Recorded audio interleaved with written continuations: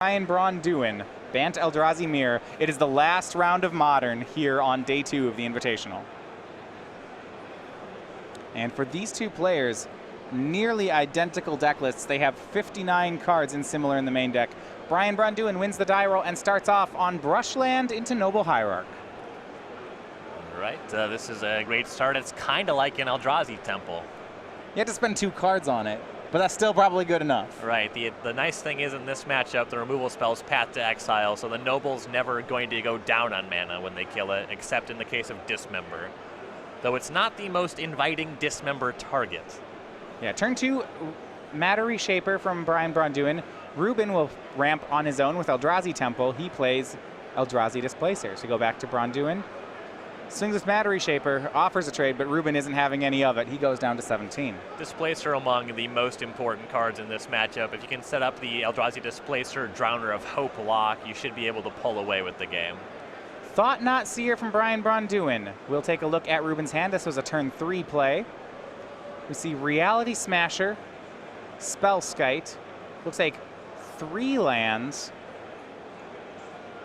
And I believe that's Path to Exile, one of the non-conflux arts.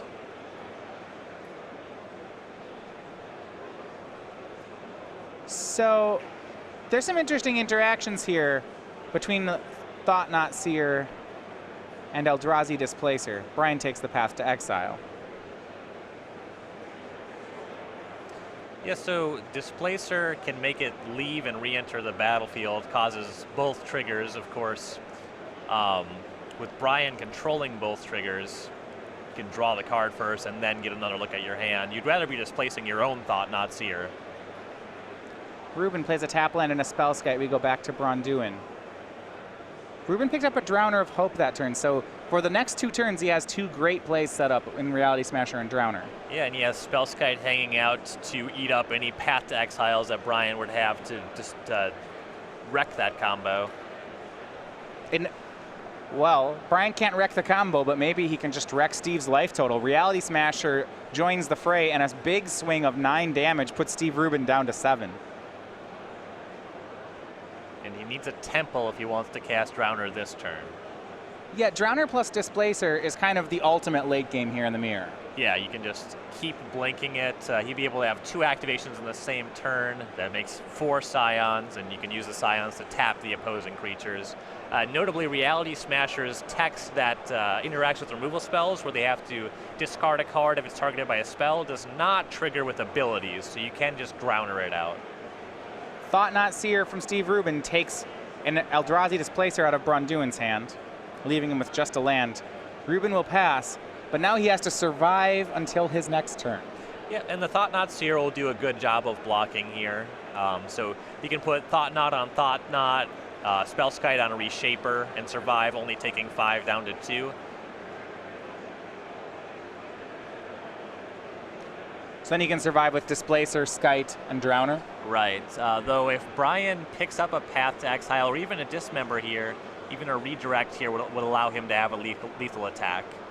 Rubin swings in with Displacer, decides he's not going to block. Braun-Duin draws. He'll also get a draw off of Thought-Knot when it trades. Right. Given that the attack is not lethal, there's a good chance that Braun-Duin just attacks with Reality Smasher here as a 6/6. Do you think Braun-Duin doesn't want the Thought-Knots to trade, or he does want them to trade? So Rubin's hand is made. He already knows he has the land and the Drowner. Braun-Duin would like to draw a card here, so there is an argument for forcing that trade. You were saying something like a Path to Exile would be really welcome from Brian's side. Right, though drawing it after the trade happens, the Spellskite would still be on the table, so he wouldn't be able to break up the combo. Brian has made up his mind. He's going to swing all 3 Eldrazi. He will offer the trade to Rubin. You said this might actually be forced, that Rubin will have to trade Thought-Knots. Yeah, the other options are looking quite bad. He could get the Spellskite eaten by Braun-Duin's Thought-Knot and eat the Matter Reshaper for Braun-Duin, but he's just kind of going down 2 cards in that exchange and still taking the exact same amount of damage. Rubin is at 7. Reality Smasher has Trample. He'll likely drop down to 2 this combat unless he chump blocks Reality Smasher.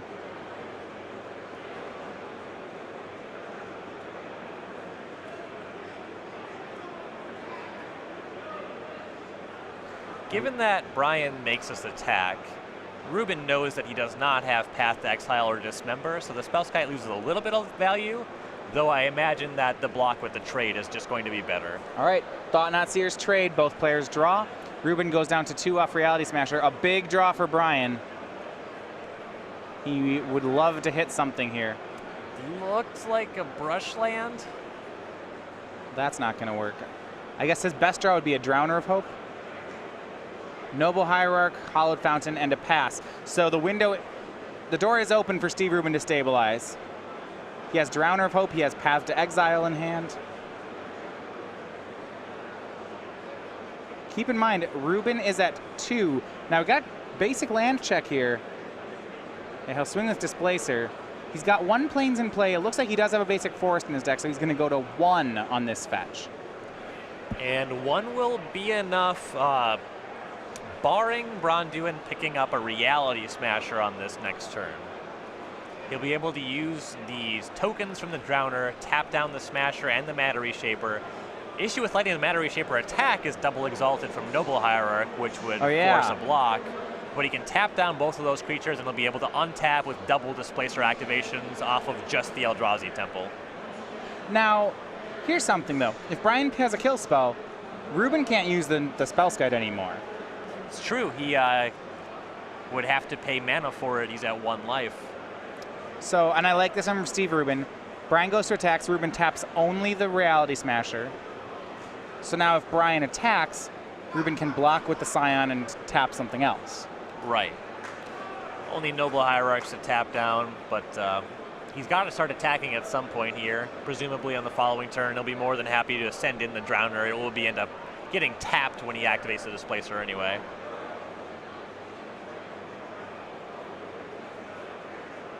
Matter Shaper double exalts. The Scion blocks and taps a Hierarch. Rubin stays at 1 life. Now for Braun-Duin, it is another Thought-Knot Seer. Reality Smasher, Eldrazi Displacer, Path to Exile. A very strong hand from Steve Rubin. Yeah, these are really good leftovers here, with a board position that's already commanding. Even though Braun-Duin has more material, that combo is really what matters here. There is some mana awkwardness for Steve Rubin. If he wants to use Displacer twice in a turn, he has to do it all in one go. Yeah, because he only has Eldrazi Temple as his colorless source. He would want to peel a second copy of that or some kind of pain land.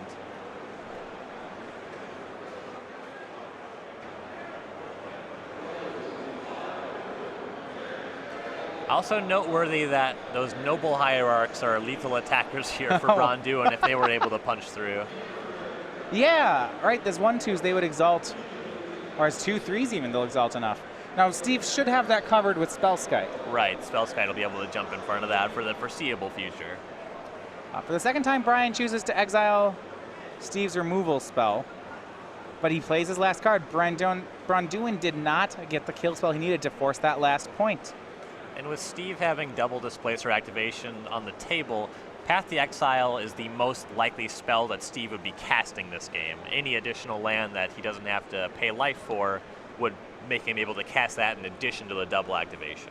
Rubin's draw for the turn was Windswept Heath. He's not going to be able to use that land this game. There's no actually sources of life gain in the main deck. Yep, that's a dead draw there.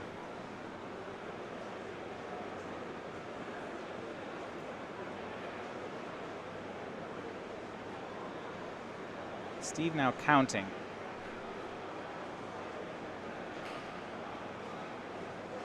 He can swing Drowner and blink it twice. That's I think the level 1 play, but he's looking for more here. Checking out options. He's going to be shy of getting to lethal by casting Reality Smasher on this turn. Braun-Duin just has too much stuff, too much life. So I like attacking and then getting for the double blink. Braun-Duin down to 8 on the attack. And now we see what does Rubin want to do.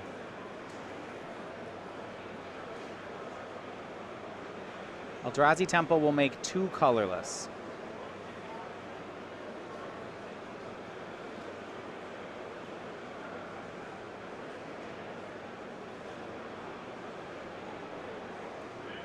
So he casts, okay, he's floating mana, so he casts an Eldrazi Displacer and displaces the Drowner once.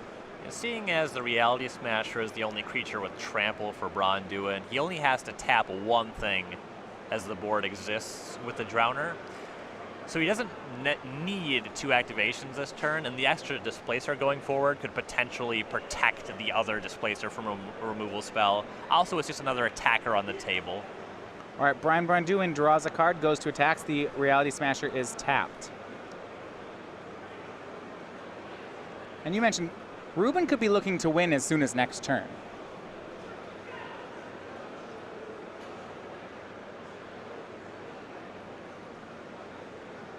Right, he can tap down most of Brian's team, then displace the rest of it and just attack. He has 1 Scion, which if Braun-Duin makes an attack here, the Scion could tap something else and he could just displace the other 2 things and it would be lethal. So Brian just can't attack here. Right, so he just has to pass the turn. Steve gets to keep one of his 2 Scions around as he goes and untaps. Remember, both players know about a Reality Smasher still in hand. For Steve, picks up a good one here. It's Brushland. That's his 7th mana source. It's a second land that can make colorless, and it also now means he can set aside that breeding pool for Spellskite. Yep. Much better than the Windswept Teeth.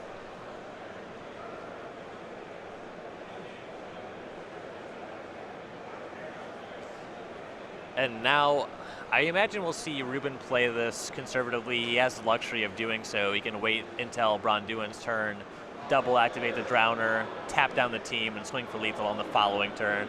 Attack on this turn will be quite aggressive. So maybe just let something like land go? Yeah.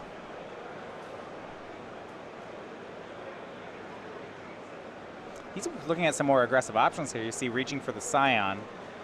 Given that he's able to activate Displacer on Drowner twice and has the blue mana floating for Spellskite, I really like just passing the turn. He's going to tap Matter Reshaper and swing with the 5/5. Braun-Duin has to chump block away with a Noble Hierarch, and now we see the Brushland and a pass. I suppose if Steve was already planning to displace this Drowner, that attack's pretty free. Sure, it doesn't really cost him anything, but eating the Noble Hierarch isn't a significant gain. He's going to displace the Drowner twice, getting 4 Scions. He's still setting up for a lethal attack next turn. Brian goes to attacks. Reality Smasher is tapped. Yeah, with as many Scions as Brian has creatures, it doesn't take too much work to see how this next attack is going to be lethal. Right. Steve untaps. Draws Noble Hierarch, but he's got everything he needs in play, along with the Reality Smasher in hand. At 1 life, it looks like Steve Rubin is going to take the first of these games. And with Braun-Duin at 8, it just takes Drowner plus Displacer as attackers to make this lethal. Yeah, here's Smasher. It's going to tap out Brian's team, and here comes everyone. And game 1, the comeback win here from Steve Rubin. Spellskite manages to protect the combo of Eldrazi Displacer and Drowner of Hope, and we're on to the second game. And with the Reality Smasher, he had 2 pair of lethal attackers there, 2, 5, and 3 combinations.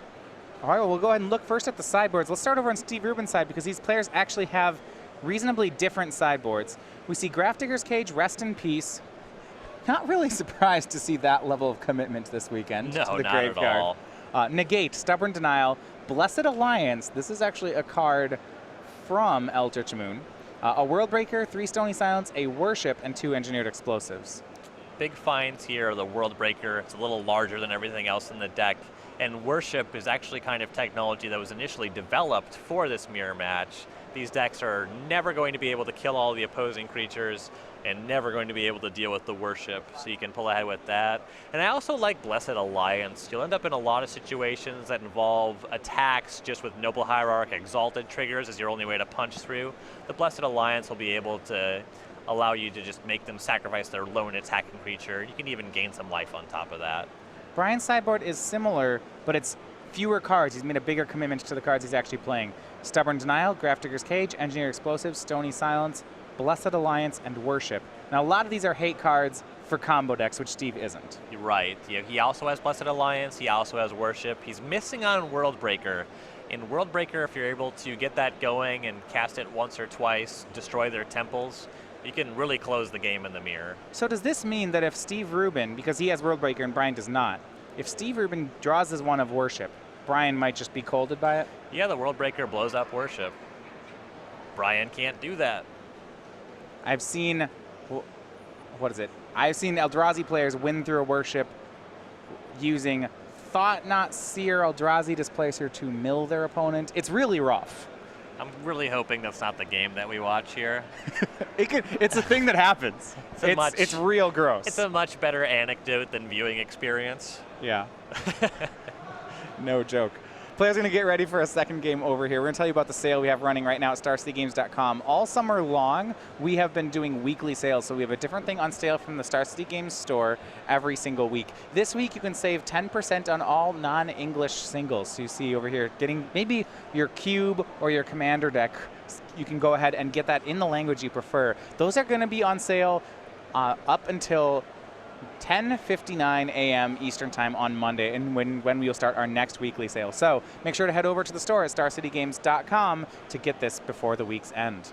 Really like that Russian Simian Spirit Guide on there. Russian is always a really fun language to play with because a lot of your opponents will think it's English upside down, and then they pick it up to read it and just have no idea what's going on. Braun-Duin at 9-2, he's playing for he qualified for his first time for the World Championships this year as the Grand Prix Master.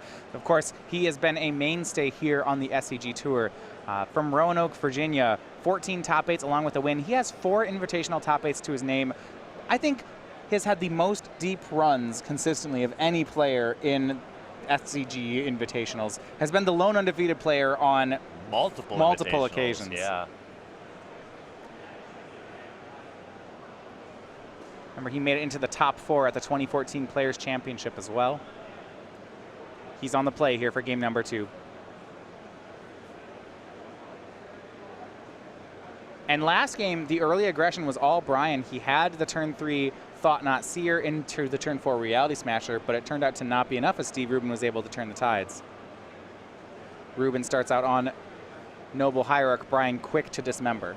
When your Eldrazi opponent has 2 lands that are not Eldrazi Temple and is not cast Noble Hierarch, it's a fair assumption that the 3rd land is going to be Eldrazi Temple and the play is going to be Thought Not Seer. So Steve drawing an Eldrazi Temple for the turn. He could have had one of those swing for the fences starts. You see Steve's hand, it looks to be a Thought Not Seer and multiple Reality Smashers as well as another Eldrazi Temple.